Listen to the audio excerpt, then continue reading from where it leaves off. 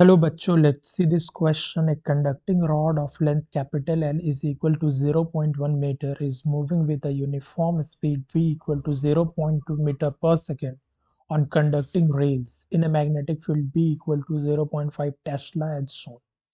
On one side, the end of the rails is connected to a capacitor of capacitance C equal to 20 microfarad.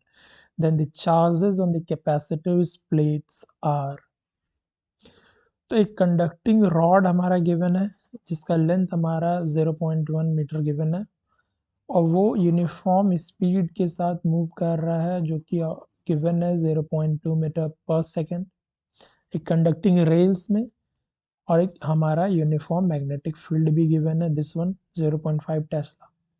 और इस conducting rails के एक side पर capacitor connected है जिसकी capacitance कितनी है 20 माइक्रोफैराड। तो हमें ये फाइंड आउट करना है कि इस कैपेसिटर के प्लेट पर, plate A and plate B पर क्या चार्जेस है, यानी कि Q A and Q B हमें फाइंड आउट करना। तो चलिए देखते हैं। तो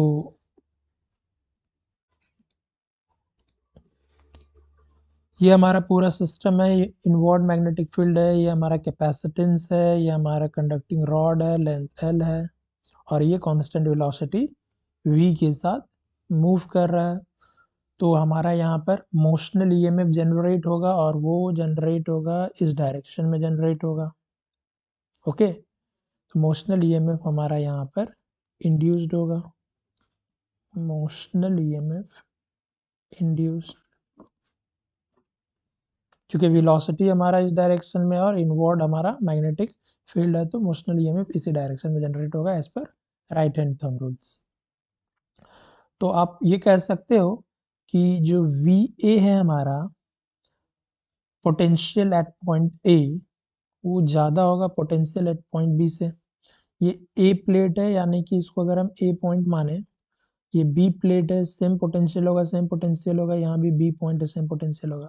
और आप देख सकते हो कि यहाँ पर प्लस वाला है, बैटरी का प्लस साइड है और ये माइनस साइड है, तो वी ए प्लस है, ए वाला प्लस है तो इसका पोटेंशियल ज़्यादा होगा, ये नेगेटिव है तो बी वाले का पोटेंशियल कम होगा, तो वी ए वी वी से ज़्यादा होगा, यानी potential at point A is greater than potential at point B as per motional EMF induced. उसको देखकर हम लोग ये कह रहे हैं।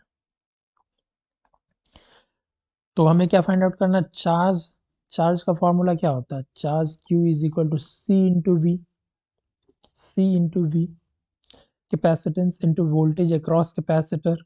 तो वोल्टेज अक्रॉस कैपेसिटर क्या होगा, यानी जो ईएमएफ इंड्यूस्ड होगा, और ईएमएफ इंड्यूस्ड कितना होगा इस केस में वी वी एल, इतना हमारा ईएमएफ इंड्यूस्ड होगा। तो Q हम लोग लिखें तो क्या लिखेंगे, Q, अगर क्यू ए को देखिए सबसे पहले क्यू ए इक्वल टू सी, और ये क्या वी हमारा क्या है, ये वोल्टेज अक्रॉस कैपेसिटर है, ये जो हमारा है ये हमारा है voltage across capacitor and that will be equal to E, EMF induced. तो सी इंटू ई लिख सकते हैं हम लोग, सी इंटू ई का फॉर्मूला क्या, B velocity V into length L. One by one value put करें, सी की वैल्यू कितनी है 20 microfarad, 20 into 10 raise to the power -6।